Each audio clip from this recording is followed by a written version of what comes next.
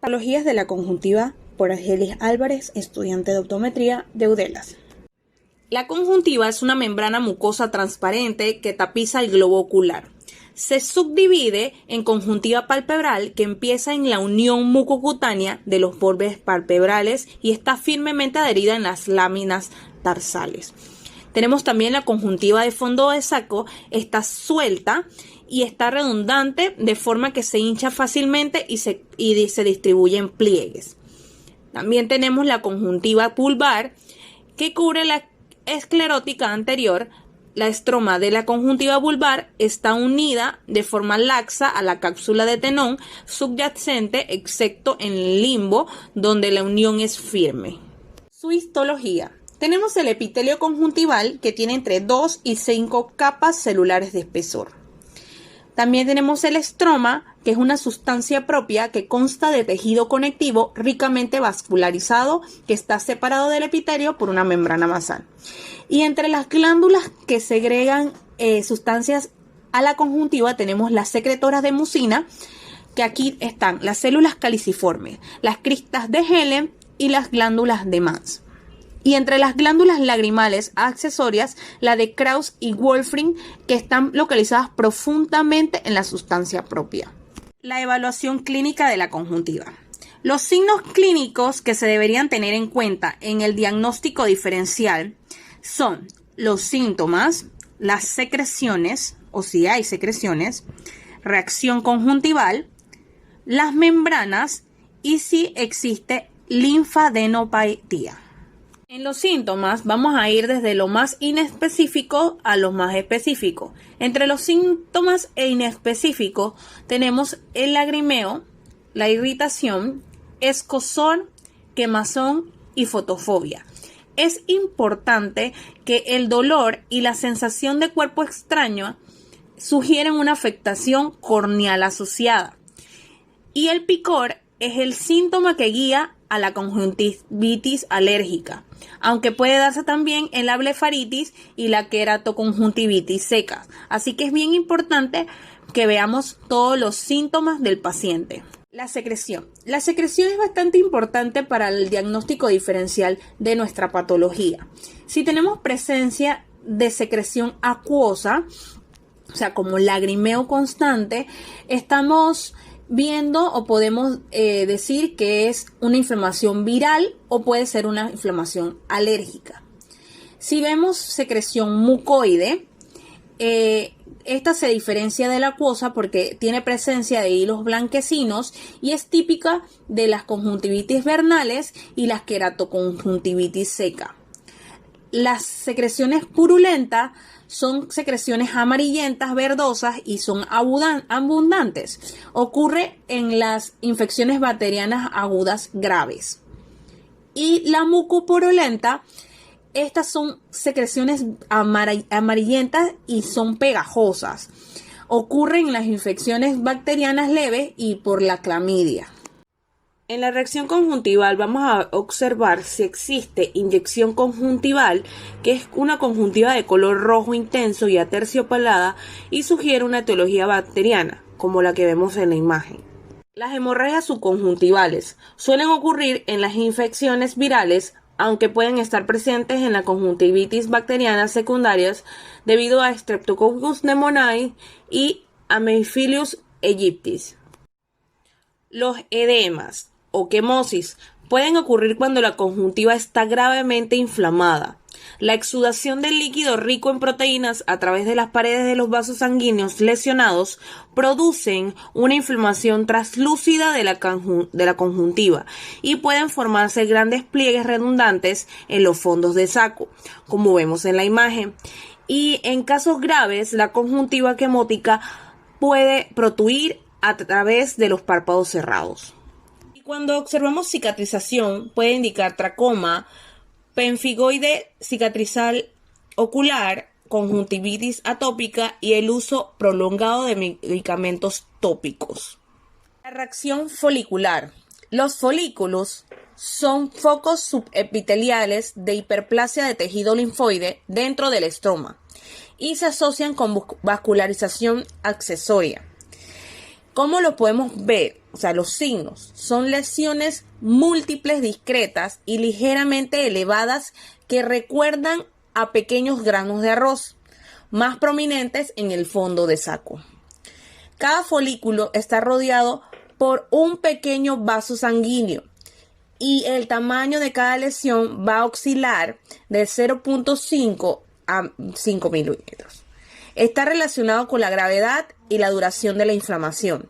Y a medida que el folículo aumenta de tamaño, los vasos acompañantes son desplazados periféricamente, apareciendo eventualmente como una cápsula vascular que incluye la base del folículo. Sus causas son infecciones por virus o por clamidia, el síndrome de ocular glandular de Parinau e hipersensibilidad a la medicación tópica. La reacción papilar. La reacción papilar es inespecífica y por lo tanto de menor valor diagnóstico que la respuesta folicular. Su composición. El epitelio conjuntival hiperplásico en forma de numerosos pliegues y proyecciones, con vasos centrales y un infiltrado difuso de células inflamatorias crónicas, incluyendo linfocitos, células plasmáticas y eosinófilos. Las papilas pueden desarrollarse solo en la conjuntiva palpebral y en la conjuntiva vulvar en el limbo, donde el epitelio conjuntival que lo recubre está unido a las estructuras subyacentes por septos fibrosos. Los signos. Las papilas se ven con más frecuencia en la conjuntiva palpebral superior como un patrón parecido a un mosaico de áreas hiperémicas poligonales elevadas separadas por canales más pálidos. Las causas son la blefaritis crónica, las conjuntivitis alérgicas y bacterianas, el uso de lente de contactos, la queratoconjuntivitis límbica superior y el síndrome de párpados laxos. Entonces, en las reacciones conjuntivales vamos a tener la folicular y la papilar. Es bien importante que podamos distinguir una de la otra. La folicular, fácil, tiene una forma de grano de arroz, es más pequeña que la papilar y podemos ver que el vaso sanguíneo está rodeado, mientras que en la papilar tiene forma de mosaicos, son más grandes y su vaso sanguíneo es central. También es importante que los folículos asintomáticos en los niños, o sea, la foliculosis, no tiene importancia clínica. Y es importante también saber que cuando nosotros vertimos el párpado inferior, puede aparecer una papila o folículo en el borde superior. Y esto es normal y no se debe emplear como un signo clínico. La aparición de membranas. Las pseudomembranas constan de exudado coagulado adherente al epitelio conjuntival inflamado.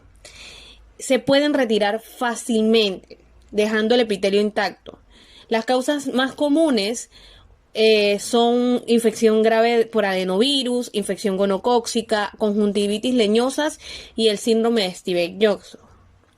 Mientras que las membranas verdaderas se forman cuando el exudado inflamatorio atraviesa las capas superficiales del epitelio conjuntival y los intentos de eliminarla pueden causar desgarros del epitelio y sangrado. Y las principales causas son infecciones por Streptococcus y la difteria. La ausencia o presencia de la linfodenopatía. El drenaje linfático de la conjuntiva se realiza hacia los ganglios preauriculares y submandibulares que corresponden al drenaje de los párpados, como se ve en la imagen. Las principales causas de linfadenopatía son infecciones virales por clamidia y gonocócicas y el síndrome de ocular glandular de Parinau. Las conjuntivitis. Las conjuntivitis son las causas más comunes de ojo rojo. Existen diversos tipos de conjuntivitis, pero las más comunes son la bacteriana, vírica y alérgica. Las bacterianas es una infección causada por bacterias. Estamos hablando de los estafilococos, estreptococos y améfilos. Estos microorganismos pueden venir de la propia piel del enfermo, de sus vías aéreas superiores o bien ser transmitidos por otra persona que tenga conjuntivitis. Algunos gérmenes raros pueden ser graves, como la pseudomonas en los portadores de lentillas o el bacilo diftérico en niños de 1 a 4 años. Las bacterianas se pueden dividir dependiendo del tipo de evolución. Tenemos la hiperaguda, que empieza en un ojo y pasa al otro, tiene secreción amarillenta y tiene inflamación conjuntival. Conjuntivitis agudas o mucopurulentas son bilaterales y epidémicas y no suelen superarse por más de 12 o 15 días. Presentan una gran mejora en cuando se comienza un tratamiento antibiótico. Las conjuntivitis bacterianas crónicas son aquellas conjuntivitis bacterianas que tienen más de 4 semanas de evolución, con síntomas molestos y muy pocos signos. Suele ser más intensa en la mañana y está asociada con el ojo seco, blefaritis, dacrocistitis, puede ser obstrucción de la vía lagrimal, malposiciones palpebrales o el abuso de tratamientos tópicos y de lentes de contacto. Las conjuntivitis víricas se asocian a menudo con los catarros y la causa más frecuente es un virus llamado adenovirus. Aunque existen otros virus que pueden causar la conjuntivitis, el más grave de todos es el virus de la varicela zoster que causa el llamado herpes oftálmico. Los síntomas más característicos son el lagrimeo intenso mucoso, el ojo rojo, la fotofobia, sensación de arenillas y su duración es de 3 a 4 semanas. Es importante recalcar que se distingue porque su secreción es mucosa y puede ir acompañada de otros síntomas como la fiebre. Pueden ser o se pueden dividir en conjuntivitis adenovíricas. Estas son las conjuntivitis más contagiosas, se contagian las 2 primeras semanas y presentan fiebres. Las queratoconjuntivitis epidémicas presentan una incubación de 4 a 10 días y suelen empezar en un ojo. Luego, al segundo o al quinto día, más tardar, afecta al otro ojo. Tiene síntomas como lagrimeo, una conjuntivitis serosa, edema en los párpados, inflamación conjuntival. Y pueden existir afectaciones en la córnea, por esto su nombre, queratoconjuntivitis. Pueden durar meses estas afecciones. Y el 90% de las causas pueden ser la adenoplastía periauricular, algo dolorosa a la palpación. Pueden producir pseudomembranas y producen fiebre faringoconjuntival. La posibilidad de afección corneal empeora el pronóstico evolutivo, pues pueden quedar glaucomas corneales residuales que produzcan disminución de la agudeza visual y de forma irreversible. La conjuntivitis alérgica. Los signos y síntomas más característicos de las conjuntivitis alérgicas son el picor leve o moderado ocular y periocular, lagrimeo, secreción acuosa, hiperemia, inflamación de los párpados y a nivel general se presentan estornudos y secreción nasal. La evolución de los síntomas persiste mientras dure la estación de la alergia, unas veces con exacerbaciones o remisiones, variando según el clima y las actividades del paciente y empeorando con la exposición del polen o el polvo específico. El tratamiento de la conjuntivitis. Puesto que la conjuntivitis infecciosa es muy contagiosa, es necesario lavarse bien las manos con agua y jabón. No compartir artículos que podrían estar infectados, como toallas, sábanas, gasas. No compartir productos cosméticos, sobre todo los lápices y sombras de ojos. Las bacterias que provocan la conjuntivitis pueden adherirse a los cosméticos y productos de belleza, por lo que está recomendado desechar los artículos de cosméticos oculares utilizados durante la incubación del cuadro. Asimismo, como el uso de las lentes de contactos, si usas lentillas es recomendable desecharlos, los que están utilizados en esta fase de incubación y no reintroducir su uso. Es bien importante que el diagnóstico lo dé un oftalmólogo, por lo cual se refiere directamente al oftalmólogo para que él dé el diagnóstico prudente y que le mande su tratamiento. Aunque sabemos que las conjuntivitis víricas no suelen ser agresivas y pueden desaparecer por sí solas, al igual que las alérgicas, en las víricas hay un caso especialmente que es muy agresiva y es causada por el herpes, por lo cual el diagnóstico debe ser realizado por un oftalmólogo. Las degeneraciones. Entre las degeneraciones tenemos la pingüécula, el pterigium, las concreciones y los quistes de retención. Pingüécula. Es una lesión extraordinariamente común, inocua, generalmente bilateral y asintomática. Es un depósito blanco-amarillento en la conjuntiva vulvar adyacente a la vertiente nasal o temporal del limbo. No suele ser necesario su tratamiento porque el crecimiento es muy lento o inexistente. Sin embargo, en algunos casos, como en la pingüeculitis, inflamación de la pingüécula, precisa una tanda corta de corticoides débiles como la fluorometalona. El pterigium. El pterigium es una zona de crecimiento subepitelial, triangular, fibrovascular de tejido conjuntival vulvar degenerativo que cruza el limbo e invade la córnea. El pterigium se presenta típicamente en pacientes que han vivido en climas cálidos o tienen una exposición a los rayos ultravioletas de forma crónica. Sus signos son opacidades corneales pequeñas y grises cerca del limbo nasal. La conjuntiva crece por encima de las opacidades y progresivamente invade la córnea de forma triangular y se puede ver un depósito de hierro en el epitelio corneal antes de la cabeza de avance del pterigium. Las complicaciones son irritación crónica, disminución de la visión debido a la afectación del eje visual o astigmatismo inducido y disrupción de la película lagrimal precorneal. Un pterigium puede inflamarse de forma intermitente y precisa una tanda corta de corticoides tópico débil. En algunos casos, por motivos cosméticos o progresión ocasional hacia el eje visual, se recomienda la cirugía.